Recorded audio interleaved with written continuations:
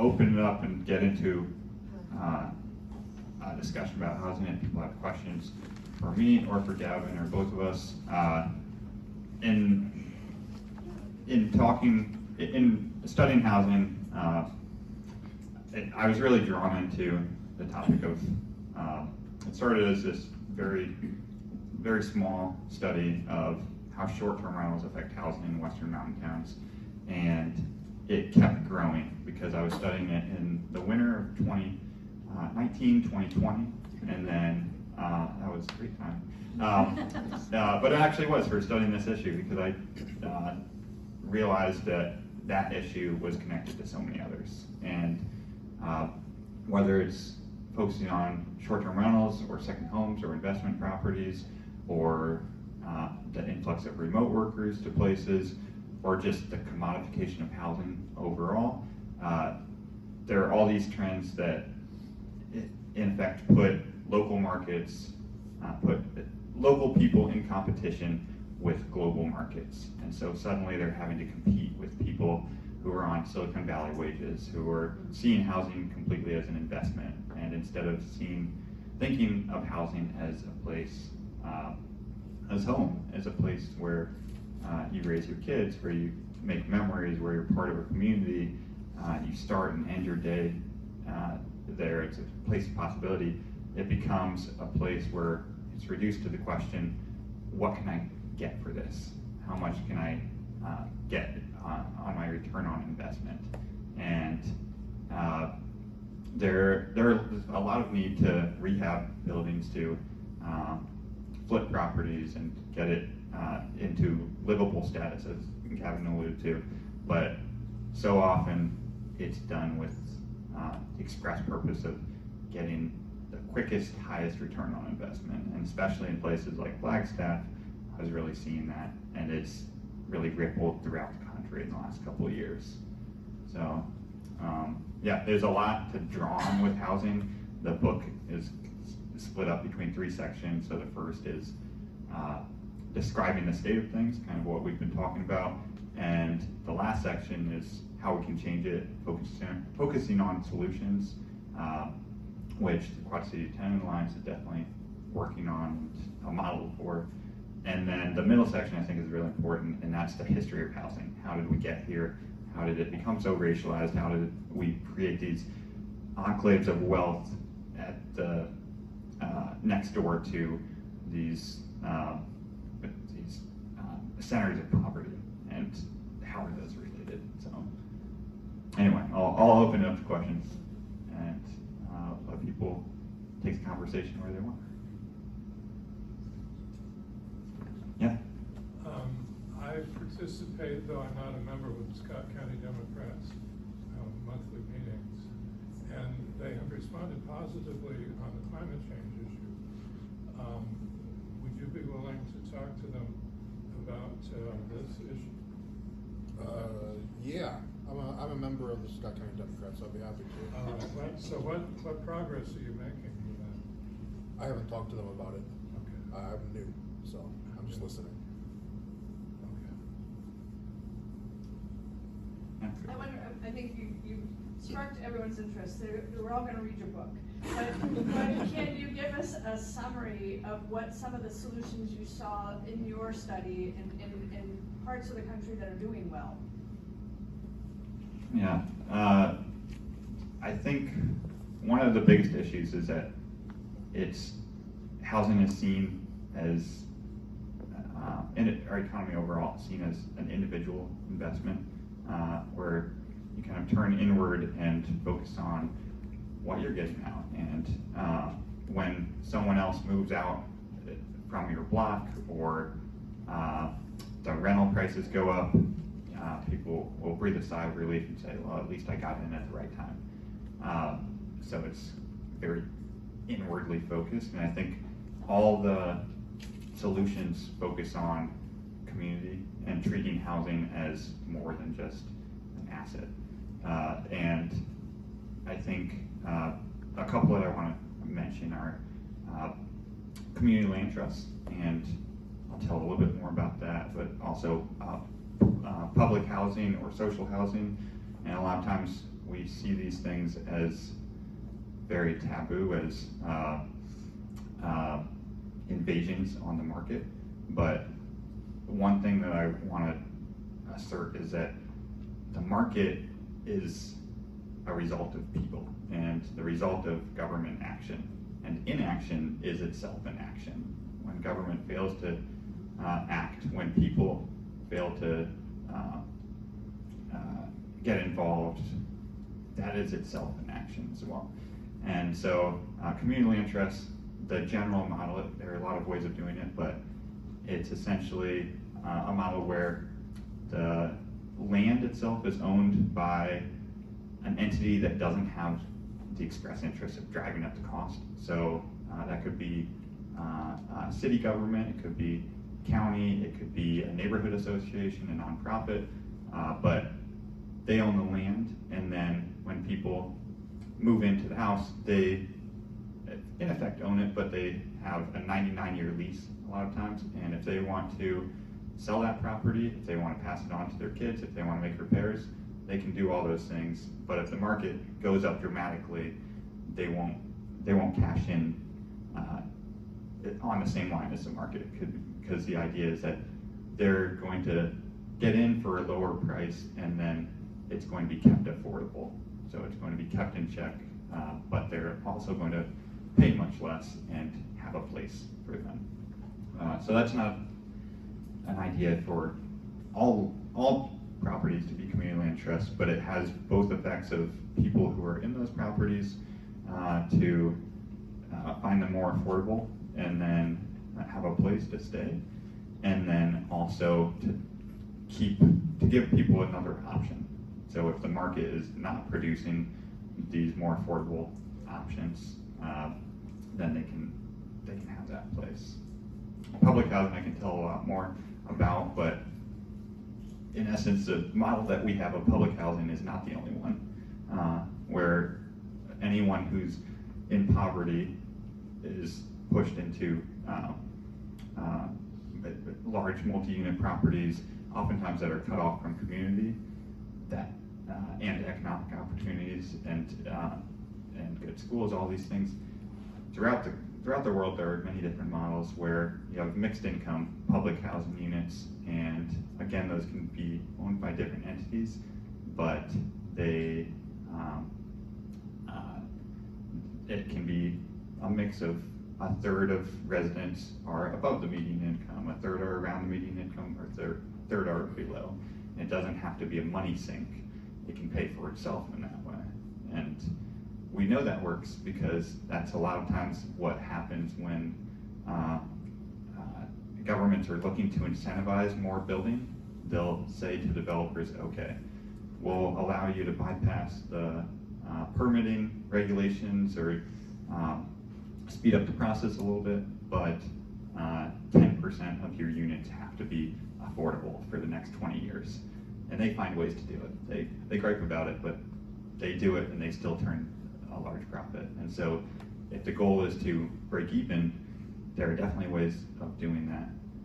But offering 10% for a short period of time is just, it's not going to block places where you have 30, 40, 50% of people who are housing cost burden, paying a significant chunk of their income toward housing. I'm curious about the community land trust. Do we have examples of that here? In Davenport? Not here, I mean, in the country. Yeah, there are examples all over the place. So it was started in, there are kind of two origin stories. In Vermont, they'll claim that they started it. In Georgia, they'll claim that they started it. But they're thriving in both those places. They operate in Oakland, they operate in Rhode Island, in Bozeman, Montana, in Flagstaff. In Flagstaff, I talked with them about it, and they were very excited that they have community land trust properties. And I asked, okay, how many community land trusts are there? And they said, we have 46. Great. Which is great for those 46 households. But there are about 31,000 housing units in Flagstaff. So, yeah, it's such a small amount, and it allows the city government to say, oh, gee, we offer this, but it's not really a check on the market. It's just providing that alternative for those 46. Yeah. So if something like that were to get started here, how would that work? I mean, would the city have to say this land is gonna be used, or this housing unit is gonna be part of a community land trust, or, I mean, what if we wanted to get something like that going here? What? Sure. Yeah, I'll let Gavin speak to that a little bit. So I didn't know we were gonna be talking about community land trust today, but it happened to be something I know a lot about. There's several ways you can start a community land trust. The basic, most simple way is you can go to the state government, and say, I want to form a 501c3, which is a nonprofit organization. You can buy some land, and you can say, this is my community land trust. I would disagree with you. I think that's not a community land trust. I think you bought a piece of land. But that's one way to do it. That's all it could be.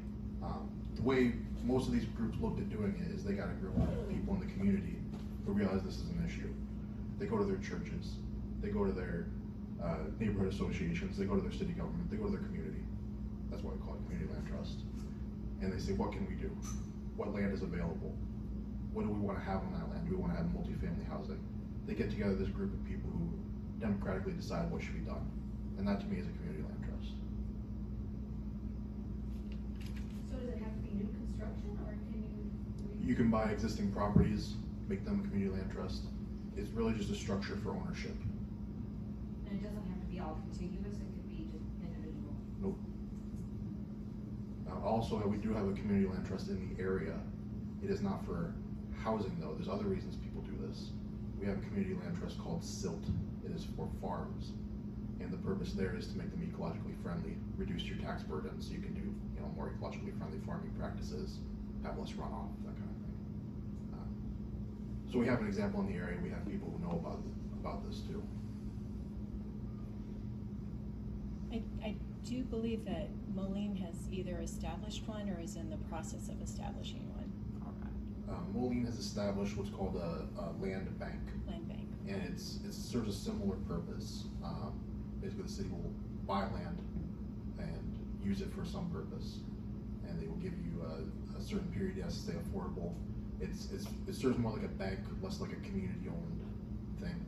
But it's one good solution to affordable housing issues, and I'm interested in learning more about what Moline's doing because I actually don't know. That's a land bank. So for example, like one of the public schools that just closed recently that could be purchased, is it Monroe School that just closed recently? So something like that could be purchased by this group and converted into housing? Yeah, that'd be one option. Yep. Yeah, it's a great example. Yeah, I think there's a lot of good questions on community land trust in housing. It's like, well, how do we fund this? That's one of the biggest ones. And it really depends on the area. In Flagstaff, they're great examples. There's a pretty clear cut. So you have an increasing number of short-term rentals, thousands of short-term rentals, of those 31,000 housing units. And when we talk about having a housing shortage and you're devoting thousands of units to an investment opportunity, or just to sit empty and then sell it in a few years, that doesn't seem like a great use of the housing supply that we have already. And then second homes in Flagstaff, the city estimates are around 22% of the all housing units. And so one of the researchers I talked to said this is a hunger problem when there's big piles of food nearby. And so how do we fund these issues? Well, the state of Utah, which you might not expect this from the state of Utah, they give a tax incentive for primary home ownership, or you can flip it and say an additional tax for second homeowners. But they have a lower property tax for if you live in the home actively. And so depending on the area, your answer for how you fund affordable housing issues is kind of right there. For a place like Davenport that doesn't have that clear external demand, I still think there are some really creative solutions. You could offer property owners who are willing to turn maybe they plan to sell their house and move in 5 years' time or 10 years' time, when their kids get out of college, when they retire. And so they have a timeline, and they are like, yeah, I'd like to turn it into community land trust, but what's in it for me? The city could offer lower property taxes in the meantime, which could help fund the offset, so then they could agree to buy the property at that that reduced rate, but the homeowner is still getting something back in return. And so I think there are a lot of really creative solutions. It's just, you have to think outside the box. Yeah, go ahead. Well, the state of Iowa has the REAP group, Resource Enhancement and Protection, that gives grants to communities around the state and individual groups as well. Like the city of Davenport takes advantage of the money from REAP for enhancing some parks. So it also includes keeping historical sites intact. So I don't know, for example, how old Monroe School is, that it would be considered that, but if someone were to get together to try to create what you're talking about, they should also look into the REAP money from the state of Iowa. Yeah, that's a good idea. There are a lot of, I think that's a good point, that there are a lot of funding sources that are already in existence and that come from different levels. It also touches on something else that's important, that when I talk about people focusing individually on housing, communities also do this, and communities are oftentimes in competition for the same high income residents or high income sources. So in Flagstaff, that might be second homeowners. In Davenport, other places around the country, it might be just trying to recruit new residents. Yeah, there need to be more regional solutions when it comes to housing of all different types. Yeah. Yeah, an unbiased observer, Brendan's dad. But I really like on the book where you describe the problems across the nation, and then you go into the second part and describe the history, and then the last part, you don't say, this is the solution.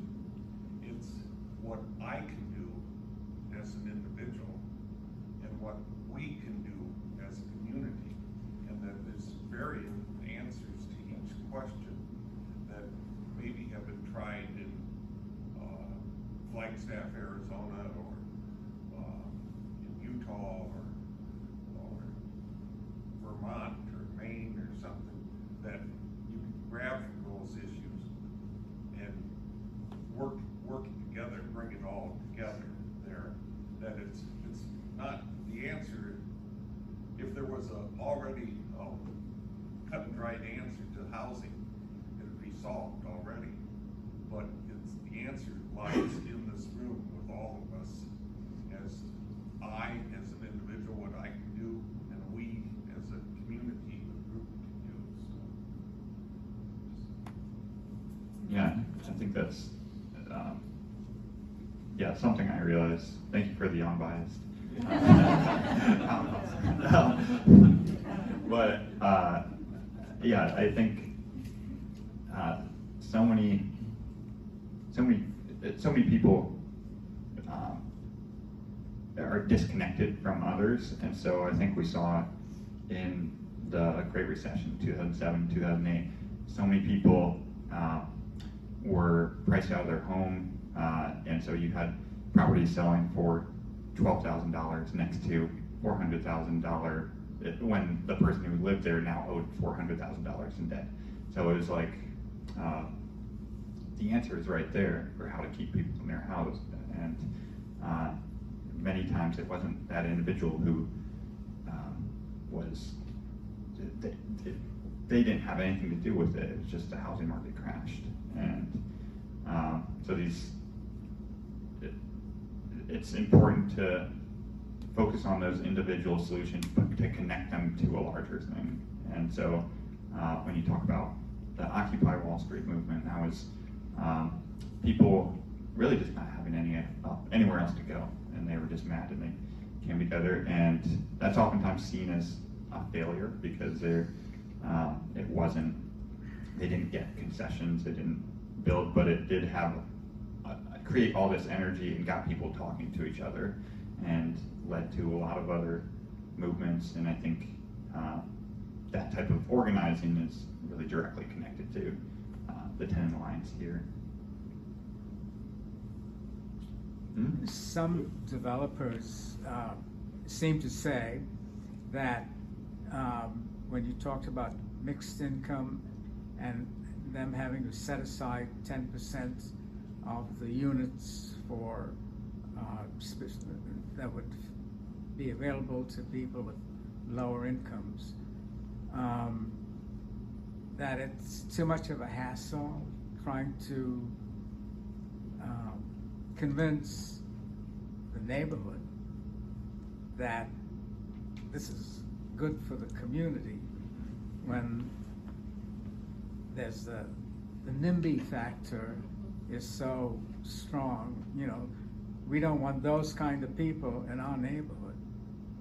So the developer has to convince them. It reminds me of that movie and the book recently about Show Me Heroes, Show Me Heroes, right? Where the government said, the court said, you had to build a certain number of low-income units, and it's about how the city reacted and the neighborhood reacts to people with lower incomes moving into the neighborhood. Yeah. There's somehow, I think that many people feel that when you say lower income, and if you say affordable, you're talking about people on welfare, and that's not true.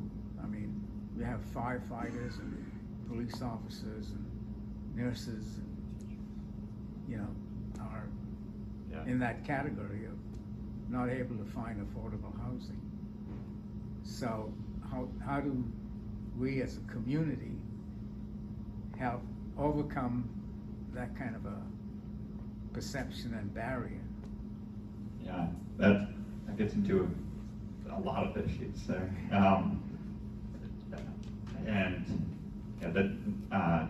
The show that you referred to is called Show Me a Hero, and it's about Yonkers, New York, being told by the state Supreme Court or a federal judge that they weren't integrating as a community, and so they were told, you have to build these affordable housing units, and nobody wanted them in their neighborhood, but they had to be built somewhere.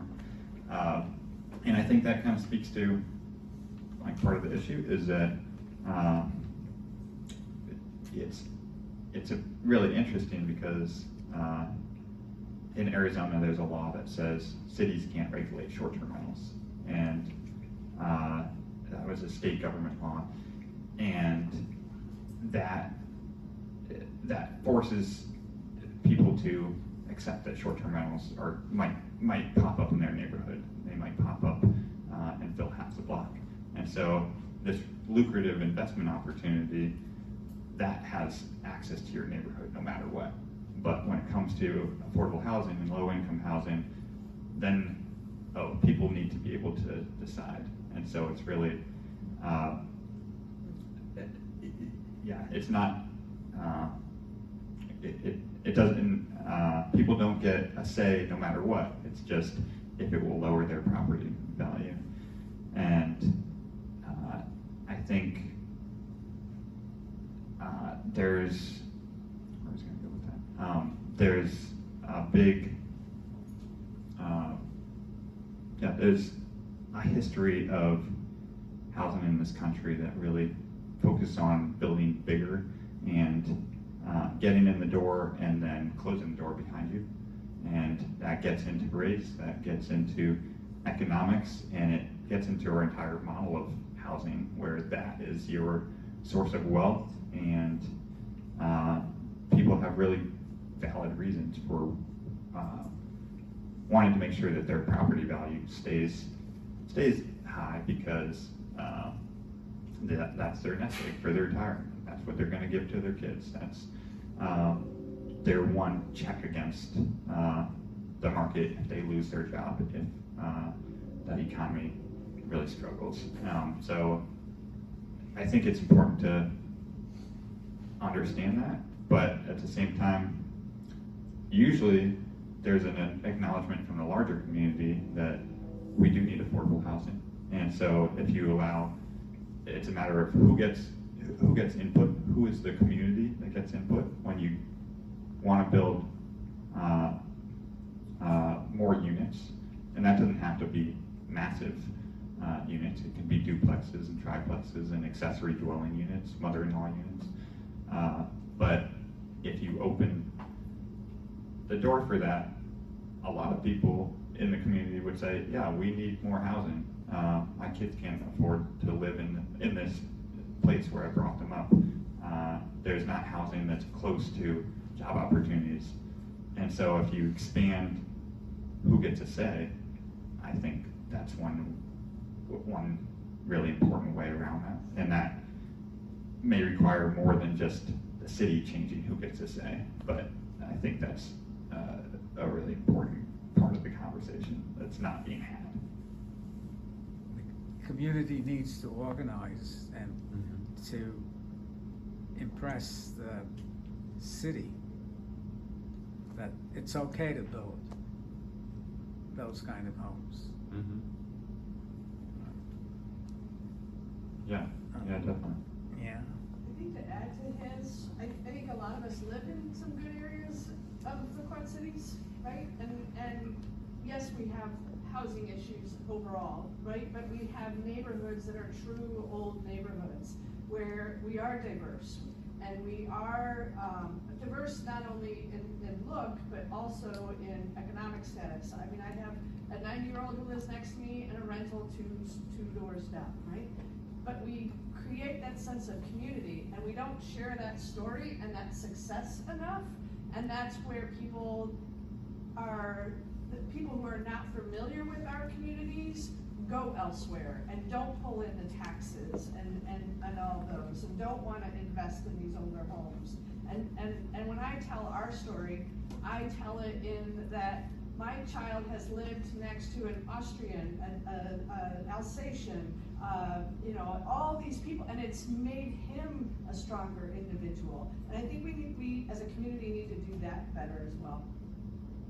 More storytelling of those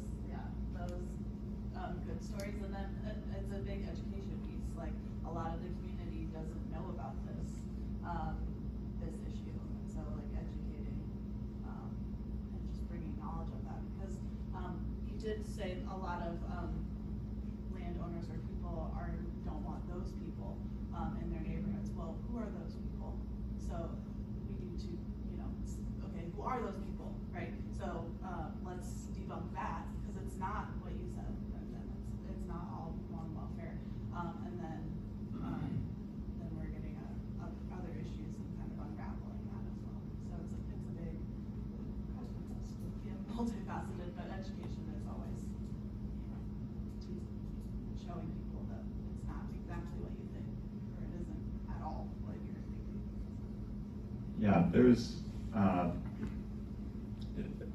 the Fair Housing Act stipulated that you couldn't discriminate based on race, but if you look at communities across the country, it's very segregated based on race. And a lot of that is because of discrimination that has continued, but much of it is because by the time that was really, Fair Housing Act went into effect in 1968, but it was really solidified in the late 80s. But by that point, there had already been generations of homeowners and different restrictions put on it. And so if you want to look at the point in time where race and economics got fused together, more than perhaps any other time in the history of the country, that was when the Federal Housing Administration was created and issued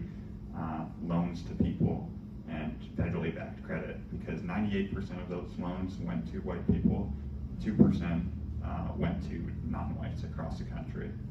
You can actually look up the University of Richmond digitized redlining maps, who had access to that credit, and you can look up Davenport and think in your mind about the areas that you might have been told or can see higher crime statistics here. It matches up almost perfectly with areas that were redlined. That was 90 years ago. And so I think, yeah, all these things stack, and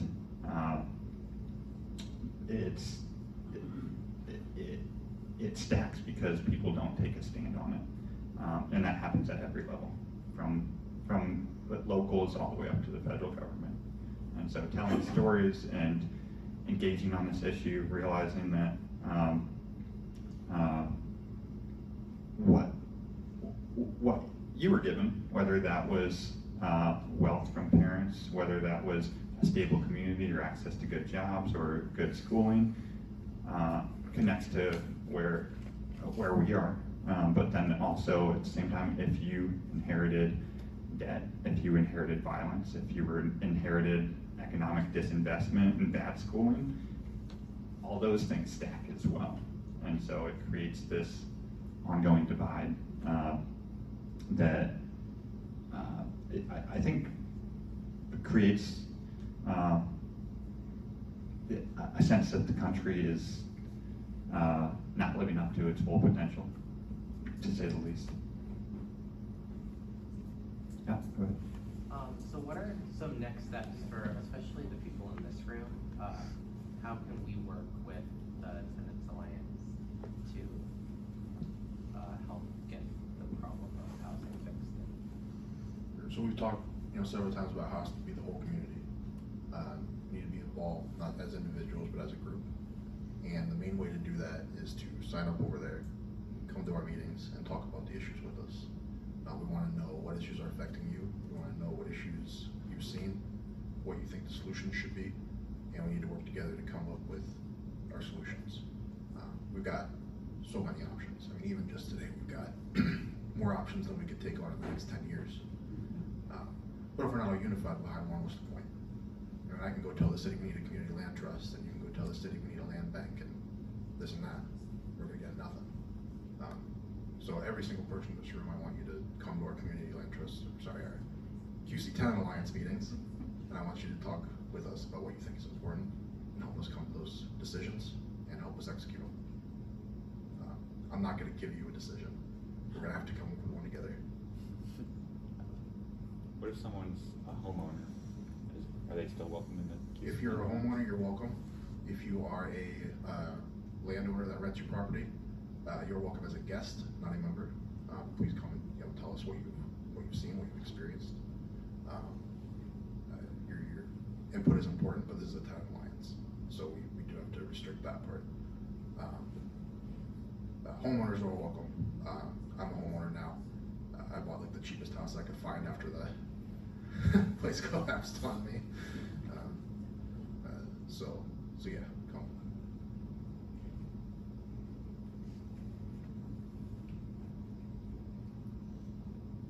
Are there other questions? There are distinct differences between being a renter and being an owner. And there's a really difficult path to go from rental to ownership. Does the book deal with that at all? Do you talk about that, I don't know, process?